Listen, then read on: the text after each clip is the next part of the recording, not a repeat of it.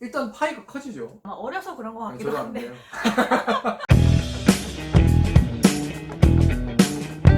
안녕하세요. 노도법의 정성 임놈. 권놈입니다. 여러분 혹시 어젯밤이랑 오늘 그 기사 중에 앞으로는 퇴직금을 폐지를 하고 퇴직연금 도입을 의무화하겠다 이런 기사를 혹시 보셨나요? 제가 그 기사를 보고서는 한번 그 댓글을 한번 쭉 봤거든요. 근데 대체로 많은 분들이 반대한다 이런 의견을 많이 적어주셨더라고요. 근데 왜 반대할까라는 그 이유를 읽어보니까, 아니 퇴직금은 내가 퇴직하면은 이제 직접 일시금으로 받아서 내가 알아서 쓸 수 있잖아요. 그렇죠. 근데 이거를 연금으로 전환을 해서 그거를 의무 도입을 시켜버리면 내가 그 연금을 받을 수 수령할 수 있는 나이까지 못 쓰는 거냐. 이 사유재산 침해다. 정부가 왜 이러냐. 뭐 이런 댓글들이 굉장히 많았어요. 그래서 저희가 한번 팩트 체크를 해보고 퇴직연금을 의무 도입을 함으로 인해서 그 최대 수혜자가 누구고 최대 피해자가 누군지 한번 말씀을 드려볼까 합니다. 그렇죠. 그러면 이거를 팩트 체크를 하기 전에 간단하게 퇴직금이 뭐냐, 퇴직연금이 뭐냐 이 정도는 이제 알아야 되니까 네. 간단하게 정말 이제 진짜 간단하게만 설명을 드리면 퇴직금은 근로자가 퇴직을 할 때 사업주가 가지고 있던 돈으로 직접 그 퇴직금을 지급을 하는 게 퇴직금 제도고, 퇴직연금은 사업주가 근로자한테 퇴직할 때 직접 주는 게 아니고 사업주가 평소에 은행, 그러니까 금융기관한테 매년 일정 금액의 적립금을 적립을 해놓고 이 금융기관이 근로자가 퇴직할 때 주는 거, 이거를 퇴직연금 제도라고 보시면 됩니다. 결국은 차이는 요 사이에 금융기관이 끼어 있느냐 안 끼어 있느냐, 요 차이라고 볼 수가 있겠죠. 네. 그런데 한 가지 여러분들이 퇴직연금과 관련해서 아셔야 되는 게, 지금 퇴직금 같은 경우에는 사업주가 나한테 직접 지급 일시금으로 준다고 말씀을 드렸잖아요. 그렇죠. 근데 퇴직연금 같은 경우에는 퇴사를 하게 되면은 이 퇴직연금을 일시금으로 받을지 아니면은 연금으로 받을지 둘 중에 선택을 해서 받을 수가 있다라는 거예요. 그렇죠. 그러다 보니까 앞서서 여러분들이 반응을 보여주셨잖아요. 왜 내 사유재산을 침해하냐. 차라리 내가 투자하는 게 더 낫겠다. 그렇죠. 이렇게 반응을 보여주셨는데 그 이유가 일시금으로 받지 못하고 연금을 수령할 나이에 가서 연금으로밖에 못 받는다라고 생각을 하시기 때문에 그런 반응을 보이셨는데, 그렇죠. 일단 팩트 체크를 해보자면은 그건 아니다라는 거죠. 그러니까 맞습니다. 퇴직연금도 퇴직금처럼 일시금으로 받을 수 있고 그거를 근로자가 선택을 할 수 있고 그거를 막을 수 있는 방법은 없다라는 점이죠. 네, 맞습니다. 네, 그러면 지금 일단 팩트 체크는 했어요. 그쵸. 팩트 체크는 했는데 이 퇴직연금을 의무 도입을 한다라고 했잖아요. 네. 근데 이게 법안이 6월달인가 7월달에 올라온 법안이거든요. 네. 근데 이 법안의 도입 취지를 보면은 취지는 나름 의미가 있다라고 보이거든요. 네네.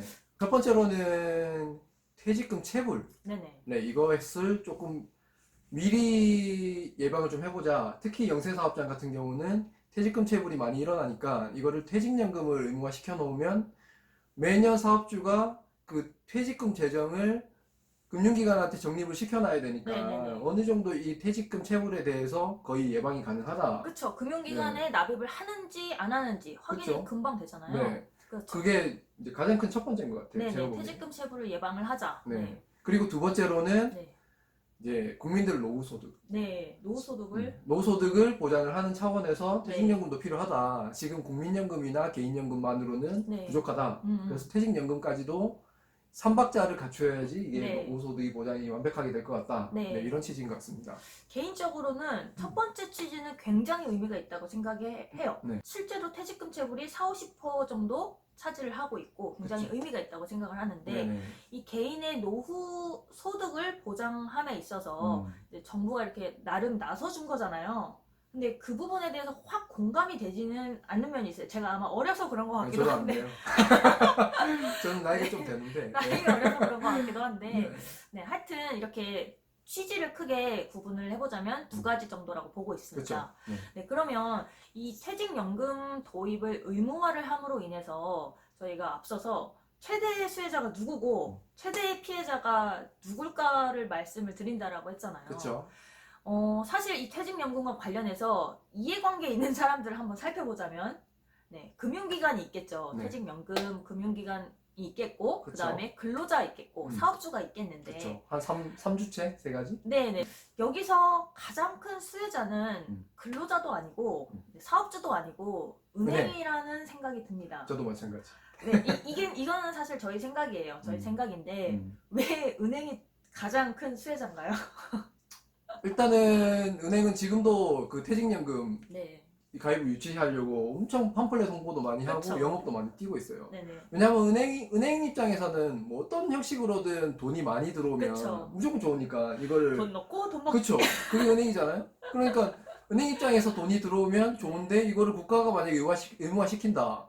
그러면 일단 파이가 커지죠. 그쵸. 네. 파이가 커지고 조금 더 홍보를 잘 하면은 우리 기업으로, 우리 은행으로 유치를 할 수 있는 그쵸. 거잖아요. 네. 기존에 이만큼 가지고 이거를 서로 경쟁해서 나눠 먹었어야 된다면 네. 이제는 이만한 걸 가지고 뭐 네. 경쟁은 해야 되겠지만 네네네. 나눠 먹을 수 있으니까 파이가 네. 커지잖아요. 네. 그러니까 은행이 최대 수혜자가 아닌가. 네, 저도 그렇게 생각을 합니다. 네.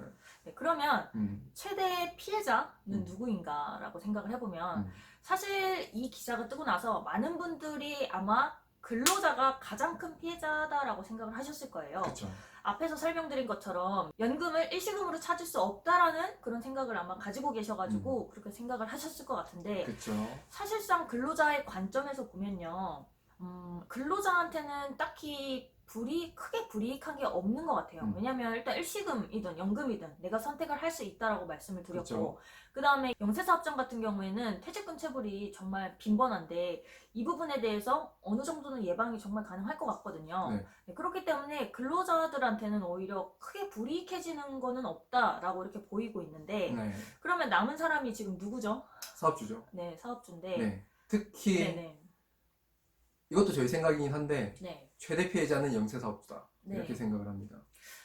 사실 지금 뭐 수치만 살펴봐도 음. 대기업이라든지 아니면 중견기업 같은 경우에는 퇴직연금을 도입한 그 퍼센트가 한 7, 80% 그쵸. 이상 굉장히 되고 있거든요. 네, 높아요. 근데 10인 미만 그 영세사업장 같은 경우에는 한 10%대, 뭐 17%대 이렇게 보이고 있어요. 그 말이 즉 뭐예요? 그러니까 일단은 가입을 영세사- 안 하고 있다는 게.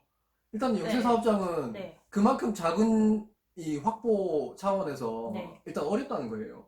그리고 그만큼 자금 유동성이 많이 필요한 게 영세사업장이다. 돈이 적으니까 그거를 조금이라도 더 떼가지고 또 다른 데다 이걸 가둬놓으면 이걸 활용할 수 있는 그 기회 자체가 줄어들잖아요. 아마 사업하시는 분들은 이해를 하실 수도 있는데 그렇죠? 대기업 같은 경우에는 1년에 총 예산을 짜가지고 그거를 굉장히 계획적이고 체계적으로 운영을 하잖아요. 그래서 뭐 퇴직연금 가입할 금액 얼마를 딱 이렇게 책정을 해서 그쵸. 그걸 바로 이제 납입을 하면 되는데 영세사업장 같은 경우에는 이런 경우가 거의 없죠. 이쪽에 투자를 했다가 목돈 확 빼가지고 저쪽에 투자를 그렇죠. 하고 갑자기 어디서 터지면 이것도 막아야 되고. 네, 약간 돌려막기도 하고 약간 이래야 되잖아요.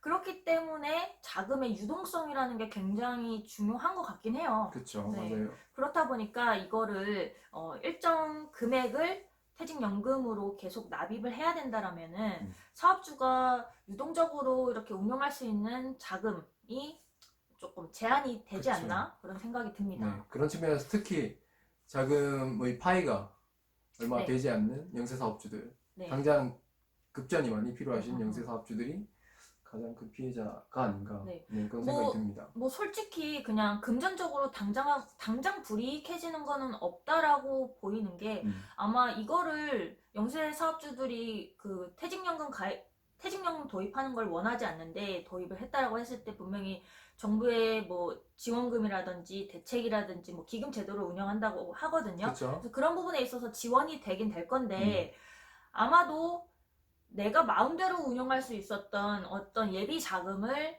조금 그 폭이 줄어든다라는 거죠. 네, 그런 정부 점에서 지원이 있다고 해도 네, 완벽하게 자유롭진 않을 거다. 그렇죠. 그런 점에서 제한이 있다라는 거죠. 그렇죠. 네, 그러면 여기서 아마 궁금해하실 거예요. 퇴직연금을 의무적으로 도입을 해야 되는데 아마 2026년까지 다 도입을 해야 되는 걸로 알고 있는데 그렇죠. 그러면 퇴직연금이라고 하면은 지금 뭐 DB형이 있을 거고 DC형이 있을 텐데 어떤 걸 가입을 해야 나한테 보다 유리한가 라는 점에 대해서 아마 궁금해하실 수가 있을 것 같아요. 이게 상황에 따라서 아니면은 나의 입장, 뭐 근로자냐 사업주냐 뭐 그렇죠. 이런 거에 따라서 좀 다르거든요. 그래서 오늘의 영상은 여기까지 마치고 저희가 다음 영상에서 DB형과 DC형 어떤 걸 가입을 하면은 여러분들한테 보다 유리할까 이런 부분에 대해서 한번 비교 설명 영상을 드려볼까 합니다. 네. 그 지금 퇴직연금 의무화 이 부분은 정부가 굉장히 생각보다 많이 오래 준비한 부분이라서 아직까지 법안 통과는 안 된 부분이지만 이 정도 기사화되고 공론화됐다라고 하면은 추진이 될 가능성이 높다 이렇게 봐야 될 것 같습니다. 네. 그래서 이 영상을 한번 보시고 여러분들도 개인적으로 생각을 좀 해보셔야 되지 않나 이런 생각도 듭니다. 다음 영상에서 뵙겠습니다. 네. 구독과 좋아요 부탁드릴게요. 감사합니다.